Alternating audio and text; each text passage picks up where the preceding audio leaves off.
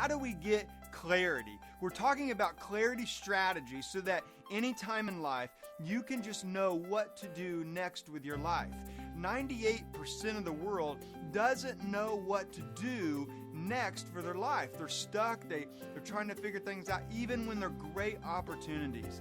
Even with really good people I've been running into, they just don't know how to get the clarity for what to do next. And we want to give you a fun way, an exciting way, an easy way to get clarity today, and all the clarity strategies that we're handing you that you can choose from at any time. And this one will open up all kinds of doors for you. And I first learned of it way back in the day when people were asking me, hey Aaron, how do you know what God's will, assuming that there is a God, God's will for you is in life, and what's the criteria? How do you know that it's His will, right? Well, one way to figure this out is to look in His instruction manual. And so I did, and I found a passage in a book called 1 Thessalonians, and it literally says that to give thanks in all circumstances, for this is God's will. And if you reframe that as a question, it would be, well, what's God's will for my life? To give thanks in all circumstances. And so on that day, I made up a word called omni-thankful. Omni literally means always in all places. Always in all places. Always in all places. So to become a thankful person in all places, not some places, not just on Christmas morning or on your birthday or Easter, not just on the holidays or when you get to go shopping and buy all those clothes or toys, not just when you get the good parking spot, not just when you get the hot meal that's an amazing meal and someone buys it for you, but in all places and in all ways. So just your tone is different sometimes. Thank you, thank you, thank you. You be thankful to different people. You be thankful to different ethnicities. You're just a spirit of gratitude and thankfulness in your life. Always, in all places. Now, let me ask you a question. What if you became an omni-thankful person?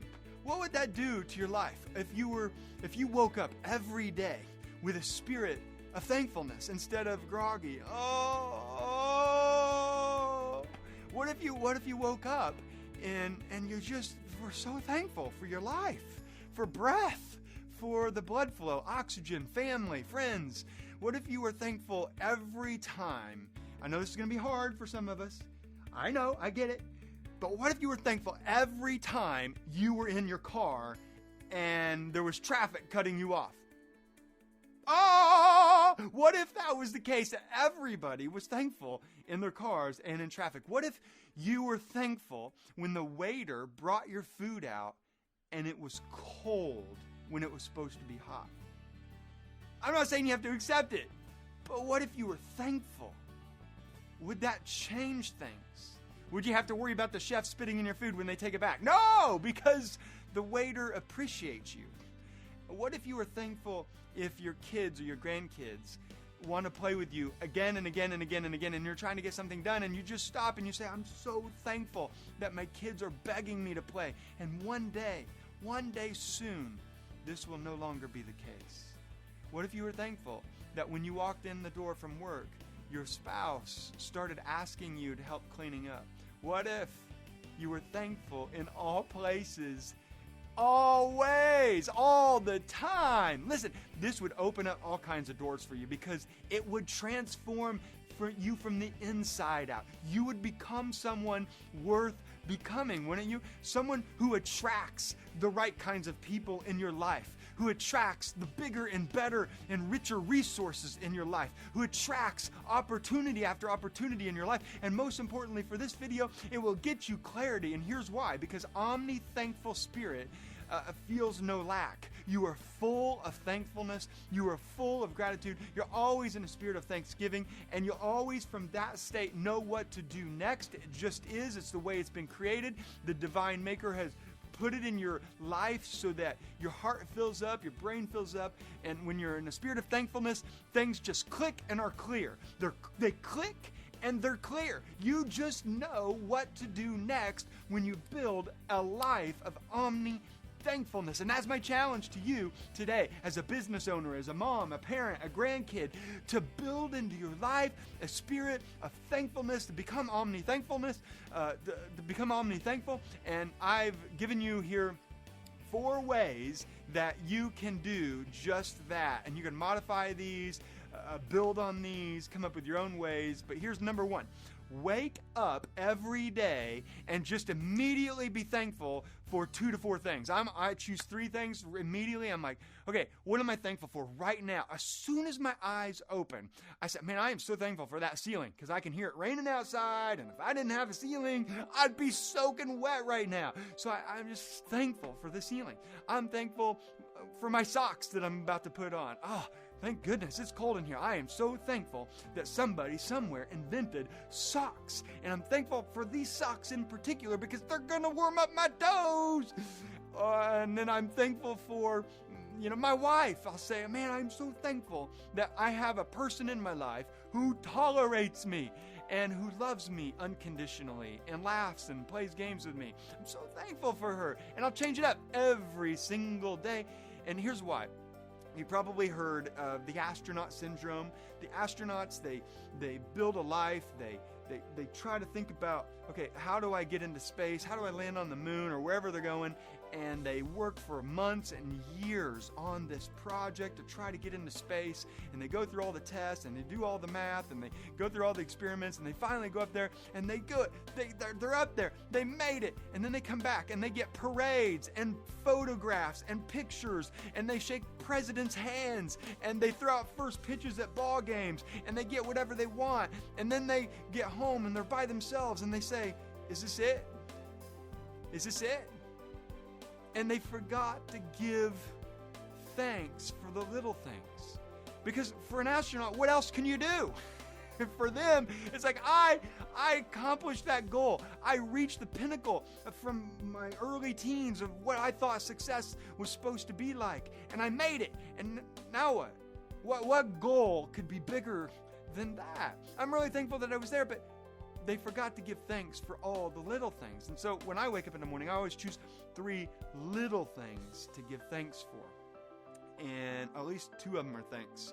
Because that other one, the wife, that's a big thank you for sure in my life. A second way is to have a gratitude journal.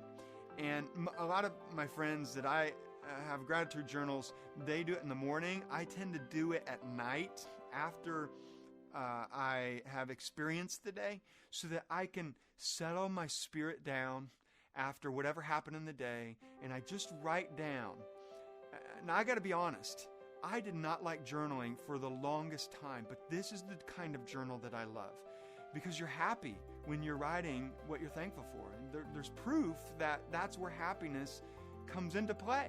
So I like being happy.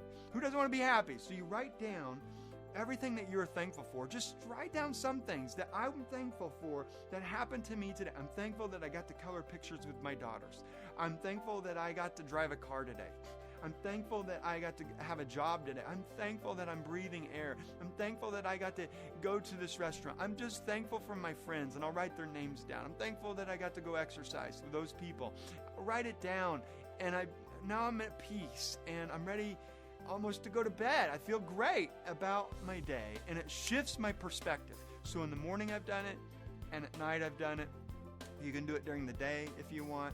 I just like to reflect on the day that way. Another one is what my buddy Jack Canfield recommends called the mirror method. So you go up to the mirror right before bed and you just talk to yourself right in the mirror. You look at yourself and you say, hey buddy, how you doing? Here's some things that I'm thankful for that you got to experience today. 1 is you got to do this. 2 is you got to do this. And hey, I just want to let you know that you're doing a great job today. You crushed it today. Yeah, you had that, but don't focus on that. Right now, it's just the mirror method. You're just focusing on the things that you're grateful for, that you're thankful for, and to leave all negative self-judgment away from that mirror. Just to give thanks for being the person in that mirror. And then to end it by saying, hey, dude, just one other thing. I love you. And then you go to bed. And how cool is that? Settles the spirit. You're in a good disposition. And then the fourth way. So the first one is you wake up with 3 things to be thankful for immediately. The second one is the gratitude journal sometime throughout the day. The third one is that mirror method. And the fourth one is whenever negative Sally or Nancy or negative news approaches your life and you get hit with it as unexpected, unwanted, unwarranted circumstance in your life, you don't want it. So the key kicker here is to get into the 10-day challenge. Every time this happens, say, okay, I'm back into the 10-day challenge. And the 10-day challenge is exactly this.